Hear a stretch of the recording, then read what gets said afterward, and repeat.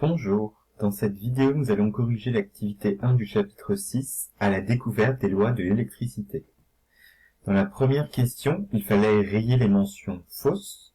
Donc la tension, c'est une grandeur en physique qui s'exprime en volts et non en ampères et qui se mesure avec un appareil qu'on appelle le voltmètre.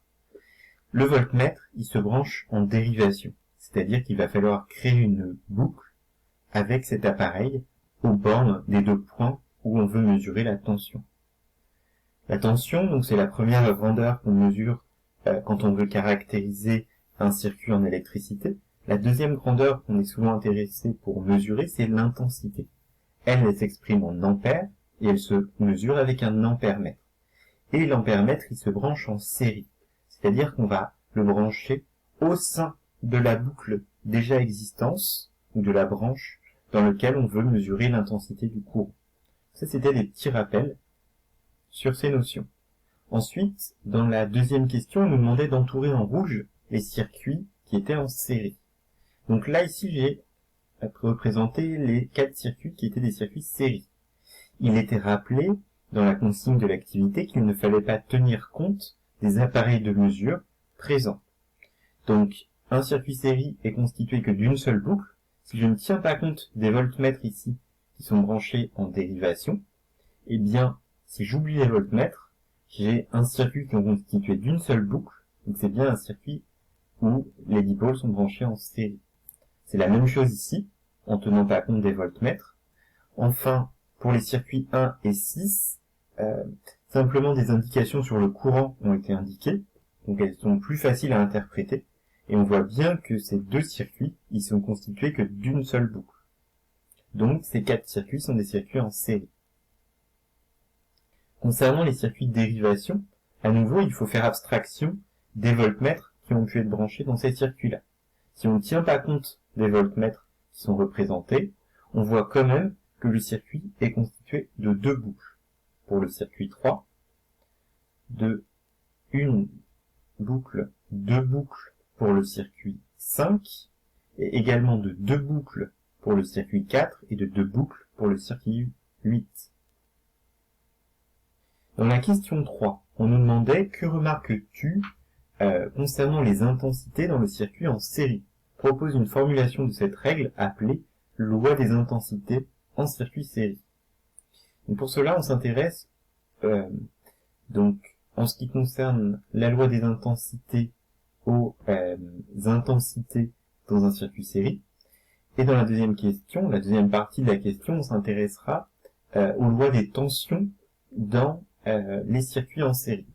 Donc, j'ai commencé ici par répondre plutôt à la question 3b en ce qui concerne les tensions.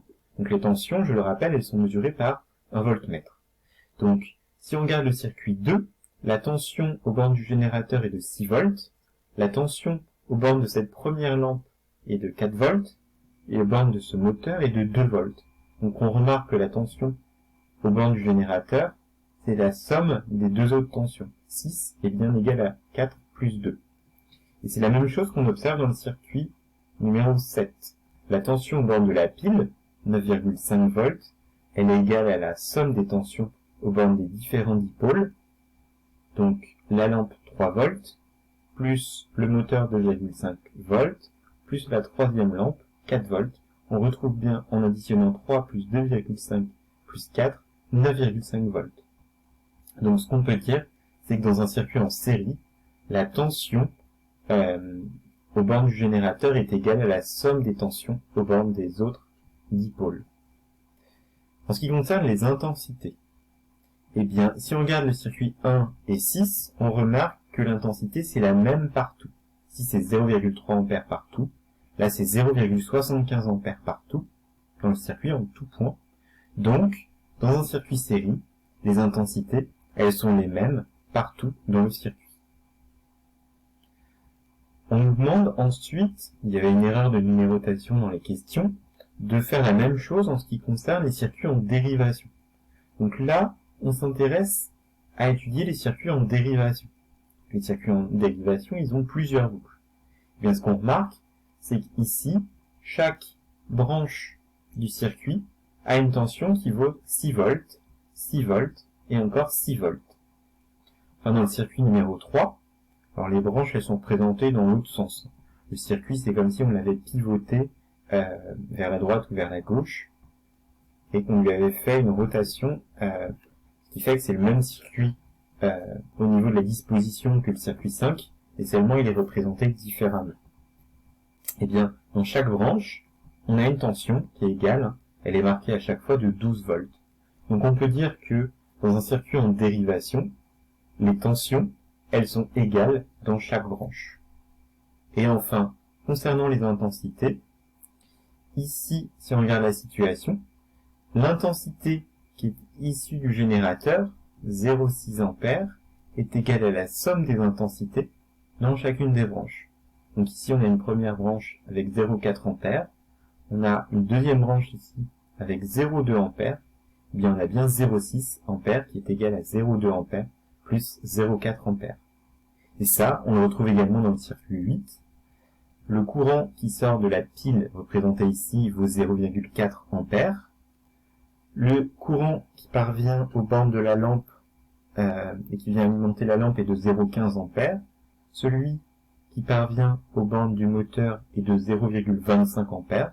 Quand on fait la somme de ces deux courants, on retrouve bien 0,4 A. Donc on peut dire que les intensités I, que j'ai appelées courant par abus de langage, et c'est bien les intensités. Donc l'intensité du générateur est égale à la somme des intensités dans chaque branche.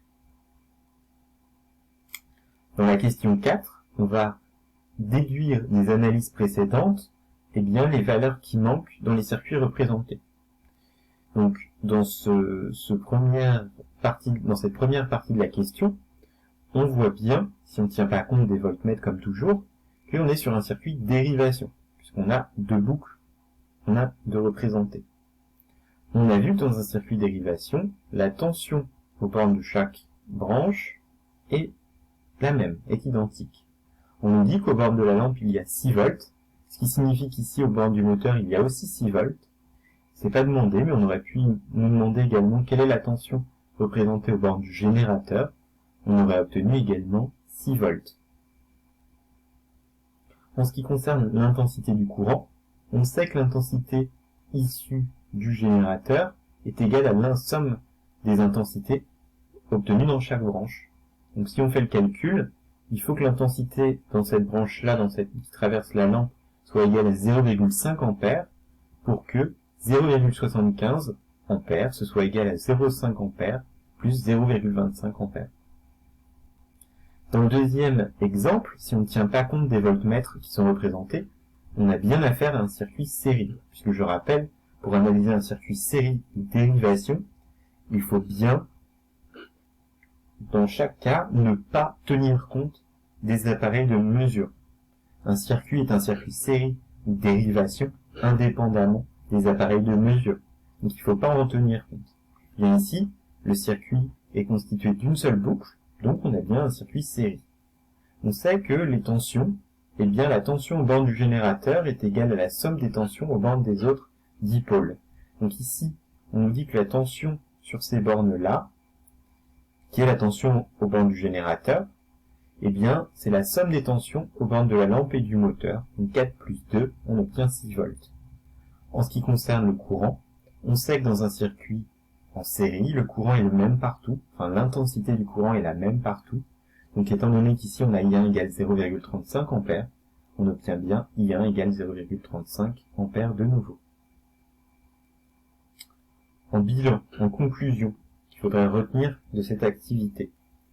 Dans un circuit en série, les tensions, elles, s'ajoutent. C'est-à-dire que la tension aux bornes du générateur, c'est égal à la somme, on additionne les tensions aux bornes des autres récepteurs.